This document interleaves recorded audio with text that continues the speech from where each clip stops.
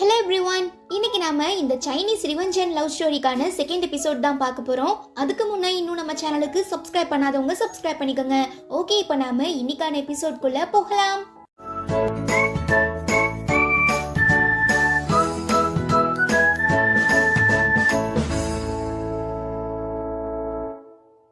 இந்த எபிசோட்கான ஓப்பனிங் சீன்ல முதல் நாள் நைட் நடந்த எந்த சம்பவங்களுமே ஞாபகம் இல்லாம அடுத்த நாள் காலையில ஹீரோயின் எழுந்திரிச்சு பார்க்கும்போது ஹீரோ பக்கத்துல டெரரா உட்கார்ந்துருக்கமோ, ஐயோ இன்னைக்கு என்னென்ன பண்ண போறான் தெரியலன்னு சொல்லி ரொம்ப பயந்துடுறாங்க.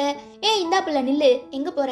இதுக்கப்புறம் நீ என்ன பண்றதா இருந்தாலும் என்கிட்ட கேட்டுட்டு தான் பண்ணணும். அப்படி தெரியாம எதுனா பண்ணணும்னு நினைச்ச அவ்வளவுதான், உன் காலை உடைச்சி கையில கொடுத்துருவேன். என்ன புரியுதான்னு ஹீரோ கேட்க, புரியலன்னு சொன்னா மட்டும் என்ன விட்டுறவா போற? சரிடான்னு ஹீரோயினுமே மண்டையாட்டிக்கிறாங்க. தென் வெளியில வந்து பார்க்கும்போது நம்ம ஹீரோ வீட்டுல வேலை பார்க்குற 2 மெய்டுக்கும் பனிஷ்மெண்ட் கொடுத்து முட்டி போட வச்சிருக்கான். ஹீரோயினுக்கு ஒண்ணுமே புரியல. நீ என்கிட்ட சொல்லாம போன விஷயத்த இவங்க என்கிட்ட இன்ஃபார்ம் பண்ணாம மறைச்சிட்டாங்க. அதுக்கு தண்டனையாதான் இப்ப நான் இவங்க 2 பேரோட காலை உடைக்க போறேன்னு சொல்ல பயந்து போய் 2 மெய்டு அம்மாக்களுமே ஐயோ சார் வேண்டாம் வேண்டான்னு கத்துறாங்க, கதறாங்க. பாவம் நம்ம ஹீரோயினால பார்த்துட்டு சும்மா இருக்க முடியல. சோ அடி வாங்குற அந்த 2 மெய்டையும் காப்பாத்துறதுக்காக குறுக்க போய் உட்காரவும், அப்போ உனக்கு எந்த பிரச்சனையும் இல்ல, இத்தனை நாளா நீ மனநல பாதிக்கப்பட்ட மாதிரி என்ன ஏமாத்திருக்க, அதுக்கான காரணம் என்னன்னு ஹீரோ கேட்க ஹீரோயின் பதில் பேச முடியாம உட்கார்ந்துருக்கவும் கோவப்படுற நம்ம ஹீரோ அந்த 2 மெய்டம்மாக்களையும் அடிக்க சொல்றான். தாங்கிக்க முடியாத ஹீரோயின் டக்குன்னு ஹீரோ கால்ல விழுந்து, ப்ளீஸ் தயவு செஞ்சு எந்த பிரச்சனையா இருந்தாலும் நமக்குள்ள பேசி தீர்த்துக்கலாம், நான் பண்ண தப்புக்காக அவங்கள அடிக்காதீங்க, இது எல்லாத்துக்குமான பொறுப்பை நான் ஏத்துக்கிறேன்னு ஹீரோயின் சொல்லவும், சரி அப்போ ஃபர்ஸ்ட் நீ யாரு, எங்க இருந்து வந்திருக்க, உனக்கும் சூரியனுக்கும் என்ன சம்பந்தம், எதுக்காக மிஸ்டர் மா உனக்கு உதவி பண்ணாருங்கிற எல்லாத்தையுமே சொல்லுன்னு ஹீரோ கேட்கும் போதுதான் ஹீரோயினுமே நடந்த எல்லா விஷயங்களையும் சொல்றாங்க. முக்கியமா நான் மிஸ்டர் மாவோட உயிரை ஒரு பெரிய ஆக்சிடென்ட்ல இருந்து காப்பாத்தினேன், அதனாலதான் அவருமே எனக்கு உதவி பண்ணிட்டு இருக்காருன்னு ஹீரோயின் சொல்றாங்க. பட் நம்ம ஹீரோ சாட்டிஸ்ஃபைட் ஆகாம, இப்ப நீ எனக்கு ஒரு கிஸ் கொடுத்தா மட்டும்தான் நான் அவங்க 2 பேரையும் விடுவேன்னு சொல்ல ஹீரோவோட ஆளுங்க மெய்டம்மாக்கள் 2 பேரையுமே போட்டு பயங்கரமா அடிக்கிறத பார்த்து தாங்கிக்க முடியாம ஹீரோயின் பச்சைக்குன்னு கிஸ் பண்ணிடுறாங்க. சொன்ன மாதிரியே ஹீரோவும் அவங்க 2 பேரையும் விட்டுடுறான். கட் பண்ணா சூரியனோட ஃபேமிலியை பழி வாங்குறதுக்காக நம்ம ஹீரோயினுக்கு நிறையவே காசு தேவைப்படுது. ஸோ எப்படி அதை ஏர்ன் பண்ணலான்னு சொல்லி இன்டர்நெட்ல செக் பண்ணும்போது தான் நம்ம ஹீரோயின் ஒரு இன்டர்நேஷனல் டிராயிங் காம்படிஷன், பெயிண்டிங் காம்படிஷனுக்கான அனௌன்ஸ்மெண்ட்டை பார்க்குறாங்க. ஸோ இதில் பார்ட்டிசிபேட் பண்ணி காசு சம்பாதிக்கலான்னு யோசிக்கும் போது அங்கே வர நம்ம ஹீரோ இதே காம்படிஷனை பற்றி பேசுகிறான். ஆக்சுவலாக இதை ஆர்கனைஸ் பண்ணுறதே, ஸ்பான்சர் பண்ணுறதே நம்ம ஹீரோ தான். ஸோ எப்படி ஹீரோ கிட்ட மாட்டாமல் இந்த காம்படிஷனில் பார்ட்டிசிபேட் பண்ணுறதுன்னு சொல்லி ஹீரோயின் யோசிக்க ஆரம்பிக்கிறாங்க. அதுவே இங்க தன்னோட பர்த்டே பார்ட்டியில ஹீரோயின் பண்ண சம்பவத்தினால வந்திருந்த எல்லா கெஸ்ட்டுக்கு முன்னாலையும் ரொம்ப அவமானப்பட்டு நின்ன சூரியன் யார் முகத்திலையும் முழிக்க பிடிக்காம பல நாட்களா ஒரே ரூம்குள்ள அடைஞ்சிருக்கிறத பார்த்து தாங்கிக்க முடியாத அவளோட பேரண்ட்ஸ், பாப்பா தயவு செஞ்சு வெளியில வந்துருமா, இல்ல நீ மூச்சு திணறி செத்து போயிடுவ, உன்னோட கஷ்டம் என்னங்கிறது எங்களுக்கு புரியுது, அதே நேரம் ஹீரோயினை நீ பழி வாங்குறதுக்காக நாங்க ஒரு ஐடியா பண்ணி வச்சிருக்கோம்னு சொல்ல மனசை மாத்திக்கிட்டு சூரியனுமே டோரை ஓபன் பண்ணி என்னன்னு கேட்கும் போது, ஹீரோயினுக்கு மிஸ்டர் மா சப்போர்ட் பண்ணிட்டு இருக்கிறதுனாலதான் அவ இது எல்லாத்தையுமே பண்ணா. சோ நம்மளுக்கும் மிஸ்டர் மாக்கு இணையான ஒருத்தர் சப்போர்ட்டிவா இருந்தா நம்மளாலையுமே ஹீரோயினை எதிர்த்து நிக்க முடியும்னு சொல்ல, அப்படி யாருன்னா இருக்காங்களான்னு சூரியன் கேட்க, நார்த் சைட்ல மிஸ்டர் மா பெரிய டான்னா, நம்ம சவுத் சைட்ல மிஸ்டர் லூ, அதாவது ஹீரோ தான் பெரிய ஆளு, அதனால நீ எப்படியாவது ஹீரோவை கல்யாணம் பண்ணிக்கிட்டா மட்டும் போதும், அதுக்கப்புறம் நம்ம ஆசைப்படுற எல்லா காரியத்தையுமே நடத்திக்கலான்னு அப்பா சொல்ல, நான் ஹீரோவை நெருங்க எதுனா ஐடியா இருந்தா சொல்லுங்கன்னு சூரியன் கேக்குறா. இந்த மாதிரி ஹீரோ கம்பெனி சார்பா ஒரு இன்டர்நேஷனல் லெவலுக்கான பெயிண்டிங் டிராயிங் காம்படிஷன் நடக்க போதாமா, அதுல நீ பார்ட்டிசிபேட் பண்ணு, உனக்கு இந்த பெயிண்டிங் டிராயிங்லாம் வராதுங்கிறது எனக்கு நல்லாவே தெரியும், அதனாலதான் நான் வேற ஒரு பிளான் பண்ணிருக்கேன்னு சொல்லி ஒரு பெரிய ஆர்டிஸ்டுக்கு நிறையவே காசு கொடுத்து அவரு ரொம்ப ஸ்பெஷலா கஷ்டப்பட்டு உருவாக்குன டிராயிங் எடுத்துட்டு வந்து கொடுத்து, இதை நீ வரைஞ்சதா சொல்லி நான் ரெஜிஸ்டர் பண்ண போறேன், அதுக்கப்புறம் என்ன பண்ணணுமோ அதை நீயே பாத்துக்கோன்னு சொல்ல, நீங்க எனக்கு அஸ்திவாரம் போட்டு கொடுத்தா மட்டும் போதும், மத்தபடி கன்ஸ்ட்ரக்ஷன் வேலையெல்லாம் நான் பாத்துக்கிறேன்னு சொல்லி சூரியன் பொய்யான அடையாளத்தோட அந்த காம்படிஷன்ல பார்ட்டிசிபேட் பண்றா. அடுத்த சீன்ல நம்ம ஹீரோயின் நான் ஒரு பெரிய டிராயிங் காம்படிஷன்ல பார்ட்டிசிபேட் பண்ண போறாங்கிற விஷயத்த மிஸ்டர் மா கிட்ட சொல்லும்போது, ஓ அதுக்காக தான் மிஸ்டர் சூ ஒரு ஆர்டிஸ்டுக்கு நிறையவே காசு கொடுத்து பெயிண்டிங் வாங்கிட்டு போனாரான்னு கேட்க, இது எப்படி உங்களுக்கு தெரியும்னு ஹீரோயின் விசாரிக்கிறாங்க. நீ தானமா மிஸ்டர் சூவோட ஃபேமிலியை எப்போதும் கண்காணிச்சுட்டே இருக்க சொன்ன, அப்படிதான் நானுமே தெரிஞ்சுக்கிட்டேன். எனக்கு என்னமோ இந்த காம்படிஷன்ல மிஸ்டர் சூவோட ஃபேமிலி ஒரு பெரிய ஃப்ராட் வேலை பார்க்க போற மாதிரி தான் தெரியுதுன்னு அவங்க பிளான் எல்லாத்தையுமே மிஸ்டர் மா புட்டு வச்சிடுறாரு. சோ இதை தனக்கு சாதகமா பயன்படுத்தி எப்படி எப்படியெல்லாம் மிஸ்டர் சூ ஃபேமிலியை பழி வாங்கலான்னு ஹீரோயின் யோசிக்க ஆரம்பிக்கிறாங்க. அப்புறம் நம்ம ஹீரோ அந்த ஈவெண்ட்டுக்கான அரேஞ்ச்மெண்ட் எல்லாம் சூப்பர்வைசிங் பண்ணிட்டு இருக்கும்போது சூரியன் வாண்டடா போய் அவன் கையை பிடிச்சி, என்ன மிஸ்டர் லூ நல்லா இருக்கீங்களா, இன்னைக்கு நானுமே இந்த காம்படிஷன்ல பார்ட்டிசிபேட் பண்ணிருக்கேன்னு சொல்ல, நீ உயிரோட வாழ ஆசைப்பட்டினா இதுக்கப்புறம் என் முகத்துல முழிக்காத, ஒழுங்கா என் கையை விட்டுட்டு இங்க இருந்து ஓடி போயிடுடின்னு சொல்லி திட்டிடுறான். தென் அந்த காம்படிஷனுமே ஸ்டார்ட் ஆகுது. பார்ட்டிசிபேட் பண்ணிருக்க ஒவ்வொரு ஆர்டிஸ்டோட டயக்ராமையும் 1 by 1 டிஸ்ப்ளே பண்ண ஆரம்பிக்கிறாங்க. அப்படி இருக்கும்போது தான் த மிஸ்டீரியஸ் மாஃபியாங்கிற ஒரு ஆன்லைன் அக்கவுண்ட்ல இருந்து வந்த டிராயிங்கையுமே டிஸ்ப்ளே பண்றாங்க. ஆக்சுவலா இதை வரைஞ்சது நம்ம ஹீரோயின் தான். ஈவன் அந்த டைகிராமுமே அடுத்த லெவலுக்கு செலக்ட் ஆகிடுது. சோ இப்போ இந்த டைகிராமோட ஆர்டிஸ்ட் உடனே ஸ்டேஜுக்கு வந்தாகணும்னு சொல்ல ஹீரோக்கு தெரியாம தானே ஹீரோயின் பார்ட்டிசிபேட் பண்ணிருக்காங்க. சோ திடீர்னு எனக்கு ரொம்ப வயித்து வலிக்குது, நான் அர்ஜென்ட்டா ரெஸ்ட் ரூமுக்கு போகணும்னு சொல்ல ஹீரோவுமே அனுப்பி வைக்கிறான். ஏற்கனவே நம்ம ஹீரோயின் மிஸ்டர் மா கிட்ட சொல்லி தான் போட்டுக்கிற மாதிரி ஒரு ட்ரெஸ் ரெடி பண்ணி டாய்லெட்ல வைக்க சொல்லியிருப்பாங்க. சோ இப்போ டாய்லெட்குள்ள போனதும் நம்ம ஹீரோயின் தன்னோட ட்ரெஸ் எல்லாம் மாத்திக்கிட்டு த மிஸ்டீரியஸ் மாஃபியா ஆன்லைன் அக்கவுண்டோட அட்மைன்னு சொல்லி அந்த காம்படிஷனுக்குமே போறாங்க. ஹீரோயின் வரைஞ்ச டைகிராம் பார்த்தோம்னா கிட்டத்தட்ட பனித்துளி மேல ரத்தம் சிந்தின மாதிரி இருக்கு. இதை பார்த்ததுமே நம்ம ஹீரோக்கு அக்கா ஞாபகம் வந்துடவும் ரொம்ப ஒரு மாதிரி ஆகிடுறான். நெக்ஸ்ட் அங்க இருக்கிற ஜட்ஜ் எல்லாம் ஒரு வழியா பேசி முடிவு பண்ணி நம்ம ஹீரோயினோட டைகிராமையும் அப்புறம் சூயிரன் விலை கொடுத்து வாங்கிட்டு வந்தால அந்த டைகிராமையும் ஷார்ட் அவுட் பண்ணி ஃபர்ஸ்ட் 2 பிளேஸ்க்கு கொண்டு வராங்க. இப்போ இதுல யார் வின் பண்ண போறான்னு தெரியாம எல்லாருமே ரொம்ப எதிர்பார்ப்போட காத்துட்டு இருக்கும் போது பலகட்ட முடிவுகளுக்கு அப்புறம் நம்ம ஹீரோயின் காம்படிஷன்ல வின் பண்ணிடுறாங்க.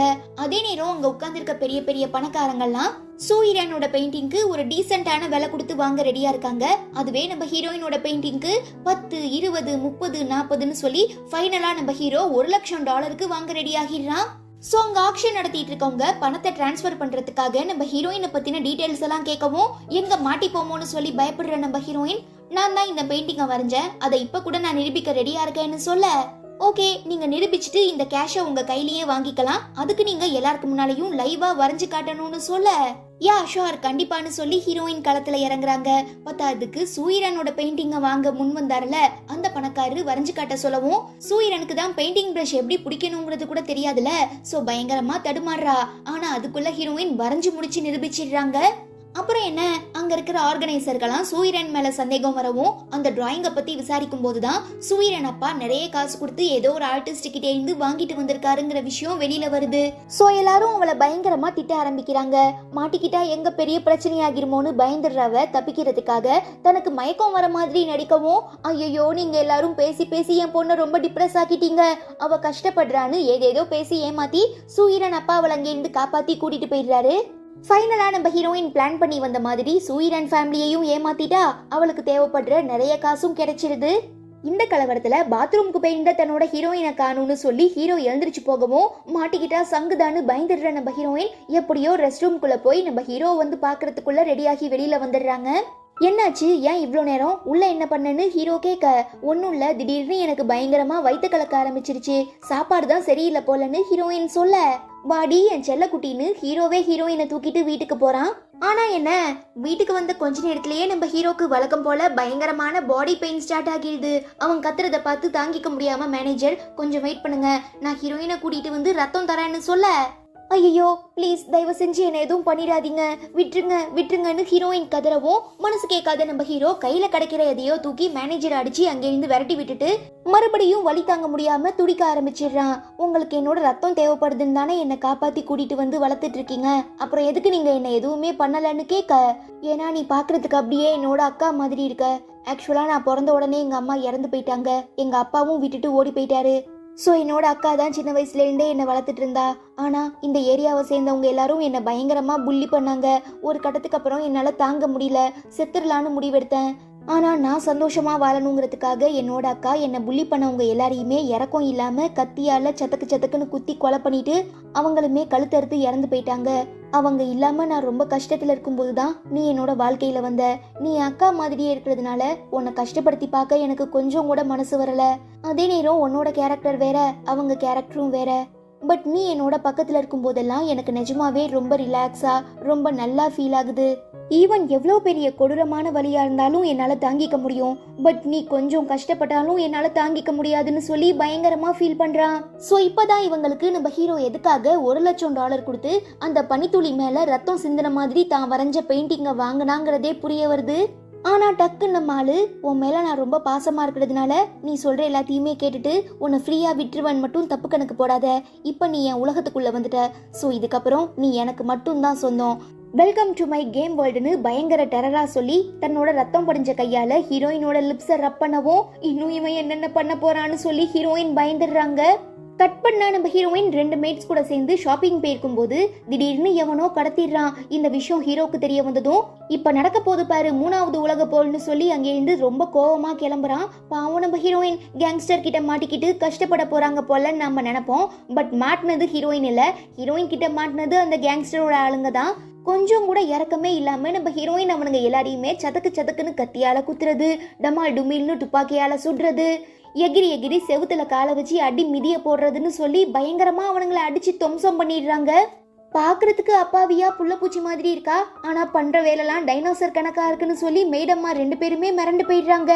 ஹீரோயினோட இந்த ருத்ர தாண்டவும் கடத்தின அந்த கேங்ஸ்டருக்கு தெரியவும் ஏக்கா ஏக்கா ப்ளீஸ்க்கா என்ன மன்னிச்சிடு. ஆக்சுவலா எனக்கும் உன்னோட ஆளு ஹீரோக்கும் ஒரு பெரிய குடுக்கல் வாங்கல் இருக்கு, அதை சமாளிக்கிறதுக்காக தான் நான் உன்னை கடத்தினேன்.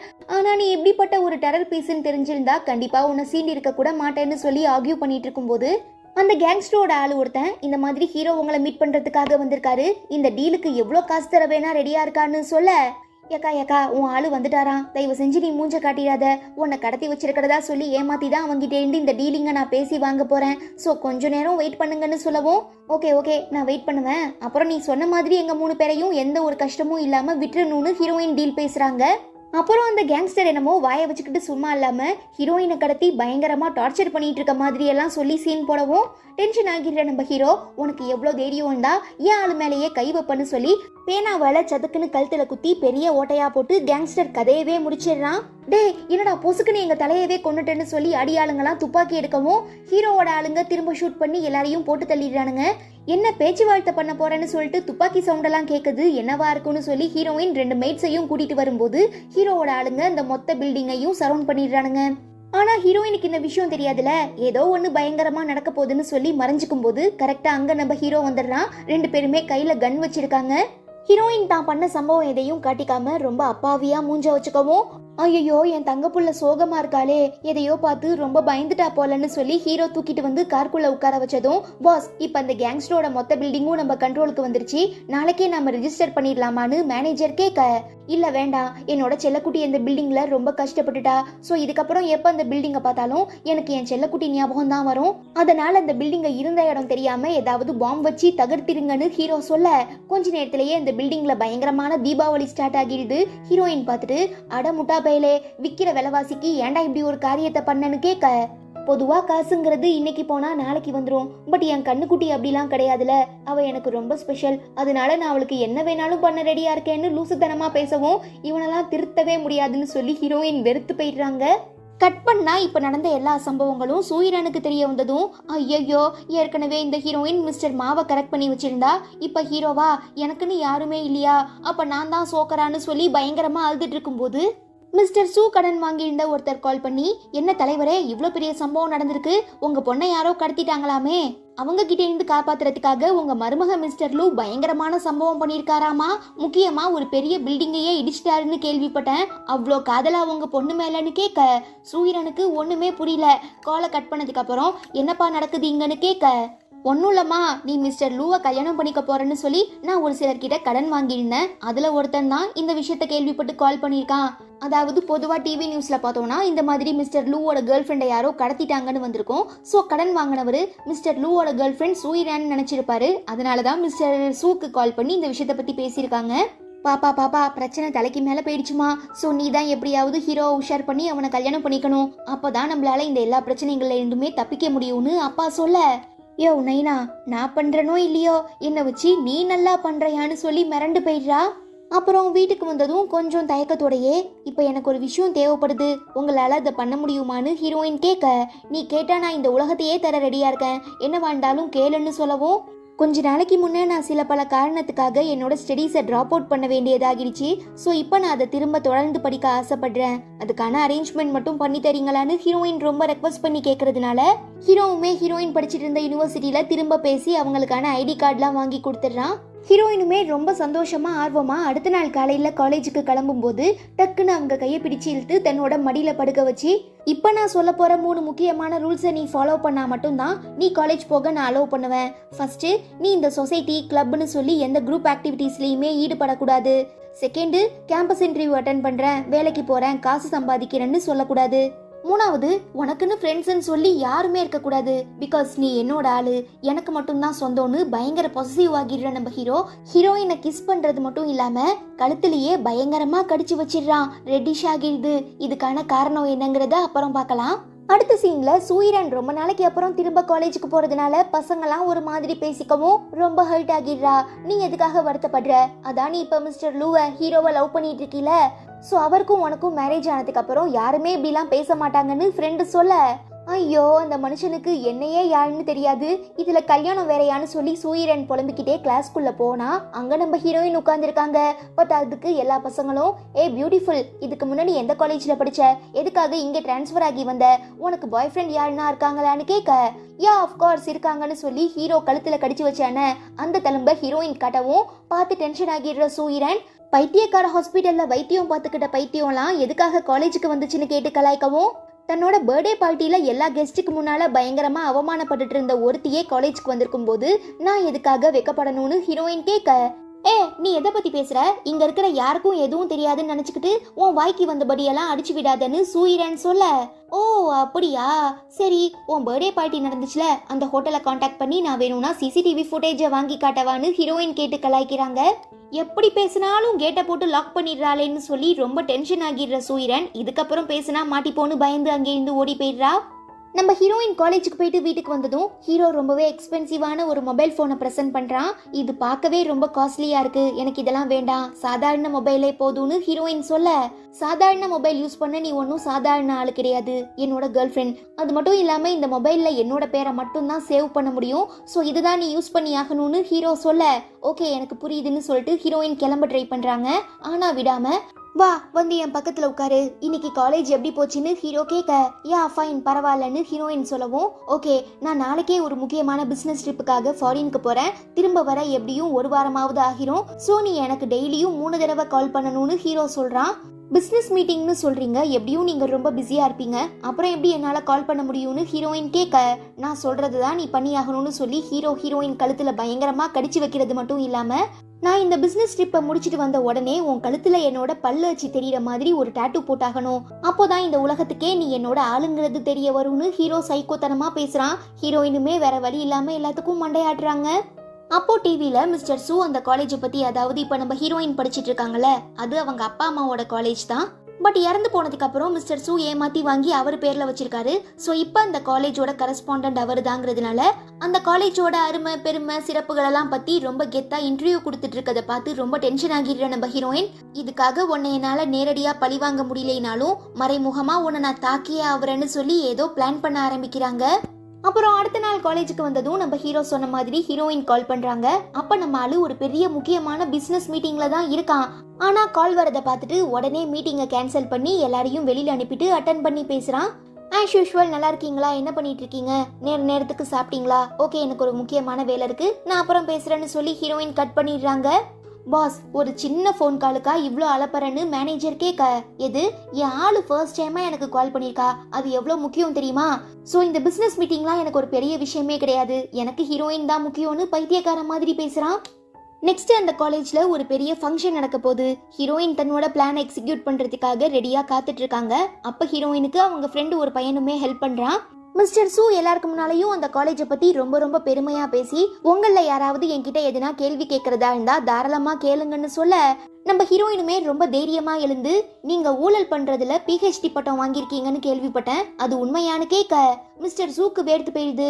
ஸோ சமாளிக்கிறதுக்காக பவரை கட் பண்ணி, சாரி பாப்பா மைக் ஆஃப்ல இருக்கு போல, நீ கேட்ட எதுவுமே எனக்கு கேட்கலன்னு சொல்ல, பக்கத்துல உட்கார்ந்து இந்த ஃப்ரெண்டு ஒரு பெரிய ஸ்பீக்கர் எடுத்து கொடுக்கவும் நம்ம ஹீரோயினுமே திரும்ப அந்த கொஸ்டினை கேட்கறாங்க.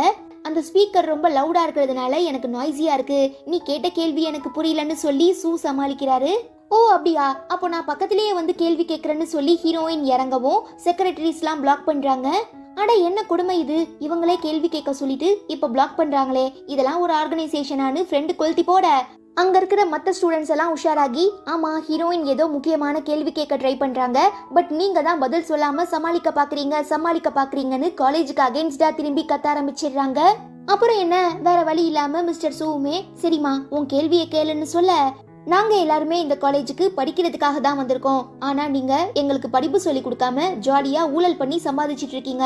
என்னைக்கு நாங்க இந்த காலேஜ்ல கல்வியை விலை கொடுத்து வாங்கி படிக்க ஆரம்பிச்சோமோ அன்னைக்கே எங்களோட வேல்யூலாம் டோட்டலா டவுன் ஆயிடுச்சு. இதுக்கெல்லாம் காரணம் நீங்க தான் சொல்லவும், என்னால இதை ஏத்துக்க முடியாது. நீ ஏதோ மத்த காலேஜ் சேர்ந்தவங்க அனுப்பி வச்சிருக்க ஸ்பை போல, அதனாலதான் என் பசங்களை எனக்கு அகெயின்ஸ்டா திருப்பி விடுறதுக்காக இங்க பேசிட்டு இருக்க. ஒழுங்கா இங்க இருந்து வெளியில போன்னு சொல்லி மிஸ்டர் சூ கத்துறாரு.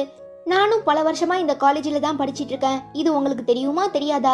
சரி, நீங்க பண்ண தப்புக்கான ஆதாரத்தை நான் காட்டவான்னு சொல்லி ஹீரோயின் ஒரு வீடியோவை பிளே பண்றாங்க.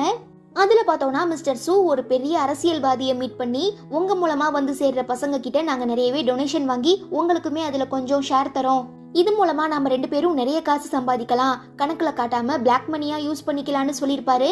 இப்ப இதை நம்ம ஹீரோயின் நிரூபிக்கவும் மிஸ்டர் சூவால தாங்கிக்கவே முடியல. இல்ல நீ ஏதோ என்ன ஏமாத்துற, யார வச்சோ ஃபோர்ஜரி பண்ணிருக்கன்னு சொல்லி ஹீரோயினை திட்டுறாரு. பட் அங்க இருக்கிற ஸ்டூடெண்ட்ஸ் எல்லாம் ஹீரோயின் பேச்சை நம்புறதுனால உடனே மிஸ்டர் சூ அரெஸ்ட் பண்ணுங்கன்னு சொல்லி கோஷம் போடவும் டக்குன்னு போலீஸ் ஸ்பாட்டுக்கு வந்து மிஸ்டர் சூவை அரெஸ்ட் பண்ணிட்டு போயிடுறாங்க. இப்ப அடுத்து என்ன பண்றதுன்னு தெரியாம சூயிரன் முழிக்கும் போது மிஸ்டர் சூ அவளை தனியா கூப்பிட்டு, பாப்பா பிரச்சனை தலைக்கு மேல போயிடுச்சு, சோ உன்னால மட்டும்தான் இதை சால்வ் பண்ண முடியும். நீ எப்படியாவது மிஸ்டர் லூவை ஹீரோவை மீட் பண்ணி அவரை உன்னோட வலையில விழ வச்சு கல்யாணம் பண்ணிக்கோ, அப்பதான் நம்மளால இந்த ப்ராப்ளம்ல இருந்து வெளியில வர முடியும். என்ன புரிஞ்சுதான்னு கேட்க, இத்தனை நாளா நீங்க என் பக்கத்துல இருந்துமே என்னால எதுவும் பண்ண முடியல, இப்ப நீங்க இல்லாதப்போ நான் எப்படி சமாளிக்கிறதுனே தெரியல, பட் நான் என்னால முடிஞ்ச வர ட்ரை பண்றேன்னு சூயிரன் சொல்லிடுறா.